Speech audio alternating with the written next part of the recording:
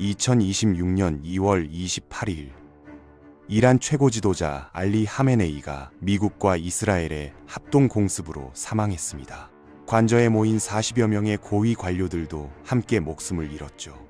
그리고 정확히 24시간 뒤 평양에서 이상한 일이 벌어집니다. 김정은이 경호 책임자 3명을 동시에 교체한 겁니다. 이란에서 벌어진 일이 김정은에게 어떤 공포를 심어줬는지, 그리고 북한이 러시아라는 함정에서 어떻게 빠져나오지 못하고 있는지 지금부터 낱낱이 파헤쳐 보겠습니다.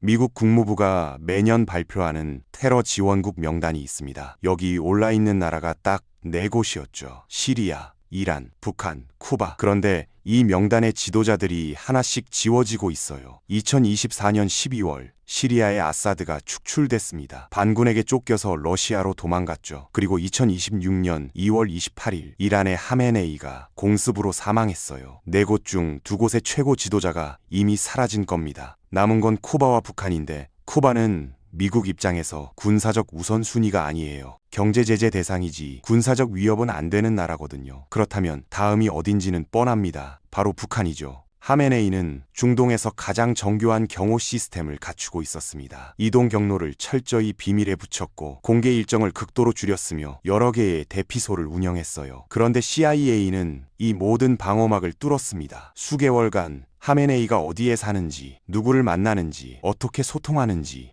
위험할 때 어디로 도피하는지까지 전부 파악하고 있었거든요. 토요일 아침에 관저에서 간부들이 모인다는 정보, 낮 시간대에 경계를 낮추는 습관까지 읽어낸 겁니다. 그리고 그걸 그대로 이용해서 대낮에 기습했죠. 40여 명이 한순간에 제거됐습니다. 하메네이의 딸, 사위, 손주까지 함께 사망했어요. 국방장관, 혁명수비대 사령관, 총참모장까지 모두 같은 자리에 있었고 모두 죽었습니다. 이 소식이 평양에 도착하는 데는 1시간도 걸리지 않았을 겁니다. 하메네이 사망 직후 북한의 첫 반응은 외무성 대변인 명의의 성명이었어요. 불법적인 침략 행위, 가장 추악한 주권 침해, 후안무취한 불량배적 행태라고 미국을 맹비난했습니다. 말만 들으면 북한이 미국한테 정면으로 맞서는 것처럼 보이죠. 근데 이 성명을 자세히 뜯어보면 굉장히 이상한 점이 하나 있어요. 트럼프 이름이 없습니다. 미국을 그렇게 몰아붙이면서 정작 미국 대통령 이름은 한 글자도 안 넣은 거예요. 과거 북한이 미국 비난할 때를 떠올려 보면 이게 얼마나 이례적인지 바로 느껴지거든요. 근데 이번엔 비난할 대상을 미국이라는 추상적인 존재로만 한정했습니다. 왜 그랬을까요? 나중에 트럼프 개인과 다시 악수할 여지를 남겨둔 거예요. 비난은 해야 하는데 다리는 끊으면 안 되니까 이름만 쏙 빼서 빠져나갈 구멍을 만들어 놓은 거죠. 더 흥미로운 건 이 소식을 다루는 방식입니다. 이 성명은 대외 매체를 통해서만 나왔거든요. 북한 주민들이 실제로 보는 조선중앙TV나 노동신문 같은 대내 매체에서는 이란 공습 소식을 단 한 줄도 안 내보냈어요. 하메네이가 죽었다는 사실 자체를 2600만 북한 주민한테 완전히 숨긴 겁니다. 이유는 간단합니다. 최고 지도자도 미국격 한 방에 죽을 수 있다는 생각, 이걸 주민 머릿속에 심어주면 안 되니까요. 겉으로는 분노, 안으로는 철저한 통제, 이게 북한의 첫 수였습니다. 성명은 그렇게 냈는데 김정은의 실제 행동은 훨씬 복잡했어요. 하메네이 사망 직후 북한에서 열병식이 열렸거든요. 북한 열병식이라고 하면 매번 빠지지 않는 게 있습니다. 대륙간 탄도미사일 ICBM이에요. 이 미사일을 광장 한복판에 세워놓고 미국 본토까지 때릴 수 있다고 자랑하는 게 북한 열병식의 하이라이트였죠. 근데 이번에는 그게 안 나왔어요. 일부러 뺀 겁니다. ICBM을 광장에 꺼내놓는 순간 미국 위성이 찍고 언론이 보도하고 백악관이 반응하거든요. 하메네이가 방금 죽은 마당에 그 반응이 어떤 형태로 돌아올지 모르잖아요.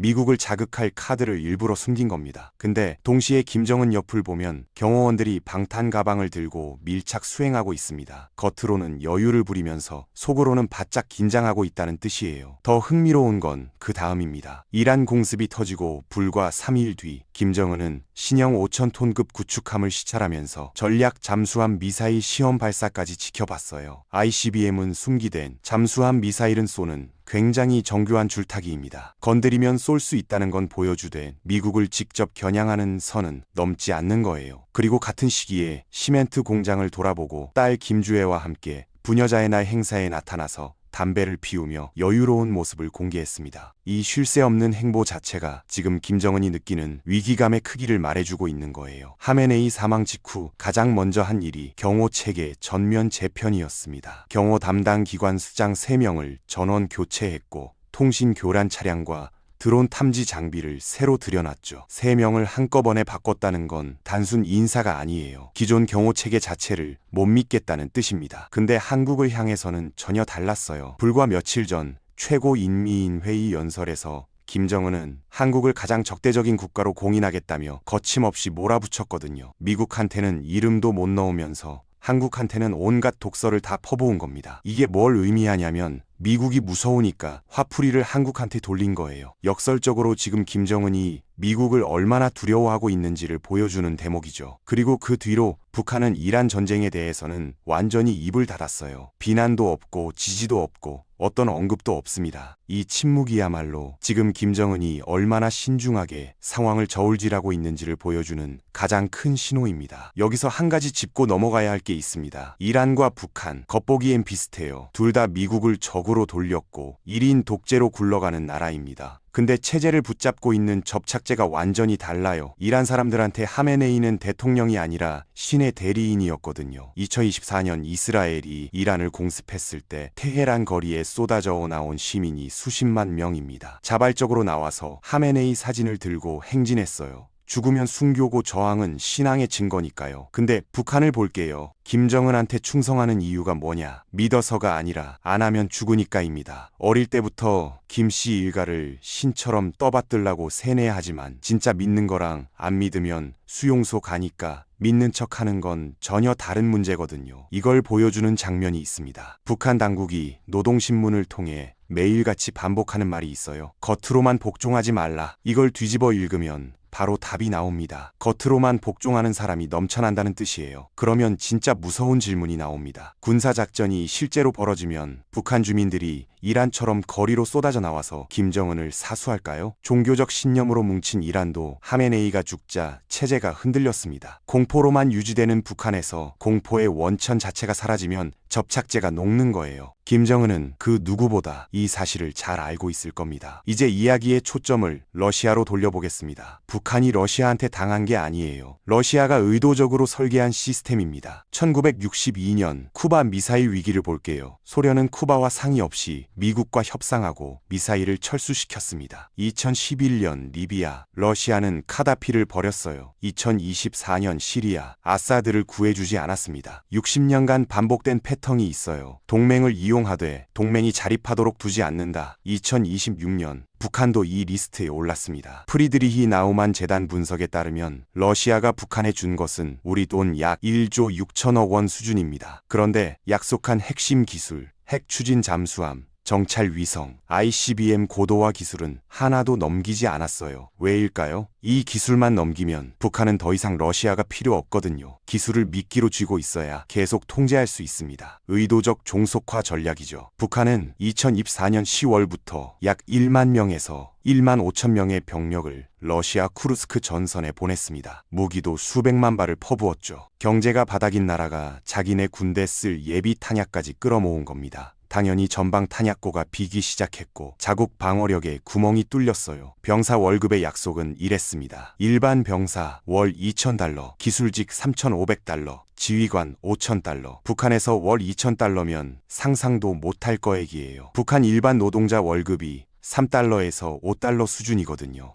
한 달치 파병급여가 일반 노동자가 평생 벌어도 못 모을 돈인 거죠. 김정은은 이 급여의 80% 이상을 국가가 강제로 가져갈 계획이었습니다. 병사 한 명당 월 1,600달러씩 고스란히 정권 금고로 흘러들어오는 구조를 설계한 거예요. 2만 명이면 한 달에 3,200만 달러, 1년이면 약 5,300억 원입니다. 정권 입장에서는 황금알을 낳는 거위였던 거죠. 근데 막상 파병이 시작되고 전투가 벌어지자 러시아가 약속한 급여의 고작 20%만 지급했습니다. 2,000달러를 주기로 해놓고 400달러만 보낸 거예요. 나머지 1,600달러는 어디로 갔냐? 그냥 안 줬습니다. 러시아가 돈이 없어서 그랬을까요? 전혀 아닙니다. 같은 시기에 러시아는 자국 군인들 월급을 오히려 인상했거든요. 자기네 군인한테는 돈을 더 얹어준 거예요. 재정이 부족한 게 아니라 북한군한테는 제대로 줄 의사가 처음부터 없었던 겁니다. 이게 불완전 보상의 메커니즘입니다. 완전히 보상하면 북한이 빠져나갈 수 있어요. 불완전하게 주면 아직 받을 게 남았다는 기대감으로 관계를 유지하거든요. 카지노에서 도박꾼을 붙잡는 방식과 같습니다. 큰 돈을 한 번에 주는 게 아니라 작은 돈을 자주 줘서 테이블을 떠나지 못하게 하는 거죠. 전사자 보상은 더 참담합니다. 파병 전에 러시아가 약속한 게 있어요.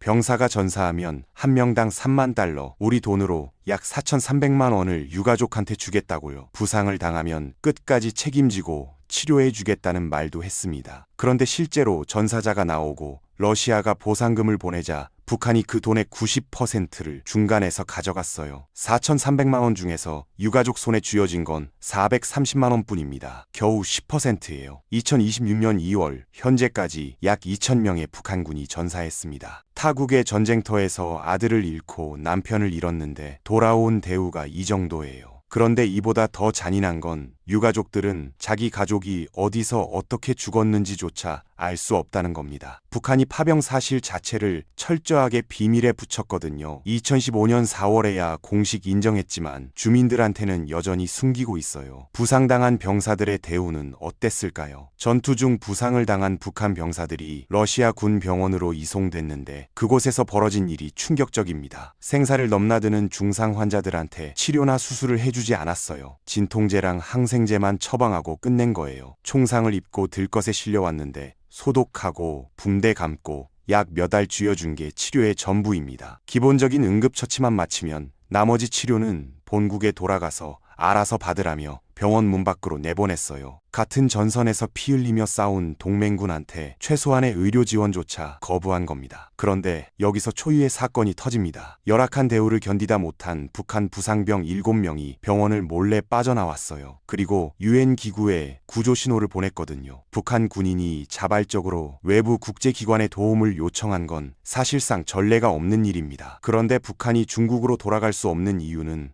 이미 시진핑의 신뢰를 잃었기 때문입니다. 러시아가 이를 알고 있어요. 김정은에게 선택지가 없다는 것을 러시아가 정확히 계산하고 있는 거예요. 출구가 완전히 차단된 겁니다. 2026년 2월 푸틴이 한국 대사에게 관계 회복을 희망한다고 전한 것은 우연이 아닙니다. 전쟁이 끝나가면서 북한의 전략적 가치가 떨어지고 있거든요. 전후 경제 파트너는 한국이에요. 북한은 이미 쓸모를 다했습니다. 여기서 진짜 소름 끼치는 건 지하 벙커 이야기입니다. 이란이 그동안 전 세계에 자랑하던 게 하나 있어요. 지하 미사일 도시입니다. 산 하나를 통째로 파냈어요. 산 전체가 미사일 기지인 거예요. 내부에는 지휘 통제소가 있고 미사일 조립 공장이 있고 수만 명의 병력이 먹고 자고 생활할 수 있는 시설까지 완비되어 있었습니다. 하나의 지하 제국이었죠. 이란은 이걸 억제력이라고 믿었거든요. 근데 이 벙커에는 한 가지 비밀이 있었습니다. 설계의 뿌리를 추적해보면 이란이 아닌 다른 나라와 직접 연결되어요. 바로 북한입니다. 2005년 북한의 지하시설 건설을 총괄하는 최고위급 전문가들이 테헤란 공항에 조용히 내렸습니다. 여권에는 외교관, 무역상이라고 적혀 있었어요. 근데 실제 정체는 북한 지하 벙커 설계 1인자를 포함한 핵심 기술진이었습니다. 이란 정보기관이 극비리에 입국을 주선한 거예요. 이 사람들이 테헤란에 온 목적은 딱 하나였어요.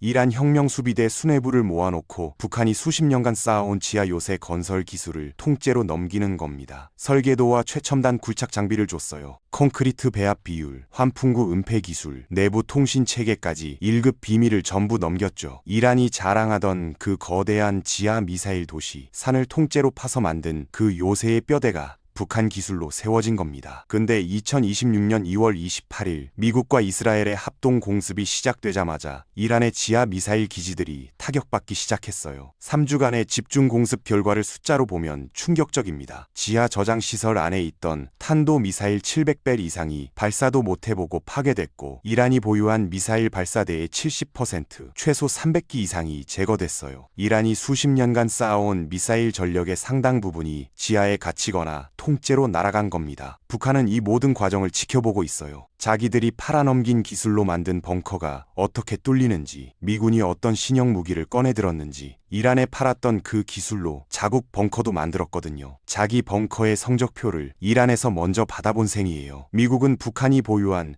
6,000개에서 8,000개에 달하는 지하 대피소의 위치를 이미 파악하고 있습니다. 위성 사진에서는 지상으로 솟아나온 벙커의 환풍구까지 포착되어요. 아무리 깊이 파도 미국 눈을 완전히 피할 수는 없는 겁니다. 특히 이번 이란 전쟁에서 미군이 사용한 무기 목록을 보면 소름이 끼쳐요. 2,000파운드 관통탄으로 시작해서 14톤짜리까지 단계별로 투입했거든요. 가벼운 것부터 때려보고 안 뚫리면 더 무거운 걸 꺼내는 겁니다. 특히 주목할 게 5,000파운드짜리 GBU-70이에요. 이 폭탄은 이번 전쟁에서 처음 실전에 나온 신형 무기입니다. 콘크리트와 암석을 뚫고 들어간 다음 내부에서 터지도록 설계됐거든요. 미군은 이란 땅에서 전쟁을 하면서 동시에 새 무기의 성능 시험까지 끝낸 거예요. 북한이 설계를 도운 벙커들이 미군 최신 무기의 시험장이 돼버린 겁니다. 2025년부터 비밀 종전 협상이 본격화되고 있습니다. 미국 측이 조건을 걸었어요. 북한군을 전선에서 50km 밖으로 완전히 철수시켜라. 러시아의 반응이 핵심입니다. 김정은과 피로 맺은 동맹 조약이 있었거든요.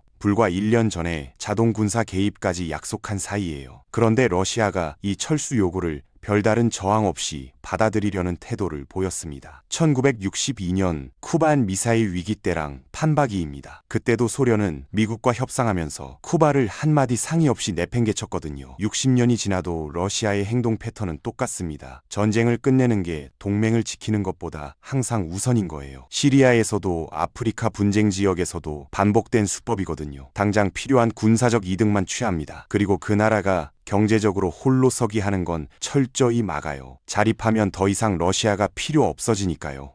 앞으로 가도 손해, 뒤로 빠져도 손해, 완전한 진퇴양난입니다. 북한에 조진 시나리오는 4가지예요. 첫째, 쿠바식 배신. 러시아가 자국 이익을 위해 북한을 일방적으로 버리는 겁니다. 62년에 소련이 쿠바한테 했던 것처럼요. 가능성이 가장 높습니다. 둘째, 불행한 동거. 종전 협상이 질질 끌리면서 철수도 못하고 보상도 못 받는 애매한 상태가 계속되는 거예요. 가장 고통스러운 시나리오입니다. 지금이 딱 이 국면이거든요. 셋째, 중국 복귀. 러시아한테 대인 김정은이 다시 시진핑한테 고개를 숙이는 겁니다. 대신 막대한 대가를 치러야 해요. 한번 등 돌린 상대를 중국이 공짜로 받아줄 리가 없거든요. 넷째, 가장 파격적인 시나리오입니다. 러시아도 중국도 다 건너뛰고 트럼프한테 직접 연락하는 거예요. 핵 보유국으로 인정해달라는 조건을 걸고 단판 승부를 거는 겁니다. 당대회에서 러시아와 중국 이름을 모두 뺀 건 이 4번째 카드를 염두에 둔 포석일 수 있다는 분석도 나옵니다. 물론 반론도 있어요. 러시아가 여전히 김정은한테 편지를 보내고 공개적으로 두둔하는 걸 보면 관계가 완전히 끝난 건 아니라는 시각이 있거든요. 또 파병으로 돈은 못 벌었어도 살아 돌아온 북한군이 체득한 현대전 경험과 드론 전술이 북한 전체 전력에 보탬이 된다는 분석도 있습니다. 실제로 2026년 2월 현재 약 3,000명의 북한군이 귀국해서 군사교관으로 활동하며 현대전 노하우를 전파하고 있거든요. FPV 드론, 정찰 드론, 전자전 등 첨단 무기 체계가 전투의 승패를 가르는 핵심 요소로 작동하고 있는 걸 직접 경험한 사람들이에요. 북한 입장에서는 이게 단순한 병력 지원을 넘어 전체 군사력 현대화를 위한 전략적 투자일 수도 있다는 겁니다. 하지만 확실한 건 김정은의 선택지가 점점 좁아지고 있다는 거예요. 독재자의 공포는 전염됩니다. 아사드가 무너지자 하메네이가 긴장했고 하메네이가 죽자 김정은이 떨었어요. 공포 사슬의 끝에서 김정은은 2가지를 동시에 해야 합니다. 미국에게는 협상 가능성을 열어두고 내부에게는 무적의 이미지를 유지하기. 이 모순이 그를 더 위험하게 만들죠. 역사는 반복됩니다. 피를 가장 많이 흘린 쪽이 가장 적게 보상받고 전쟁이 끝나면 용병은 버려져요. 이번에도 다르지 않을 겁니다. 러시아는 북한을 동맹이 아닌 도구로 봅니다. 이미 너무 많이 투자했기에 빠져나갈 수도 더 깊이 들어갈 수도 없는 상황. 이것이 러시아가 70년간 완성해온 종속의 설계도입니다. 그리고 지금 그 설계도의 마지막 페이지가 평양에서 펼쳐지고 있습니다.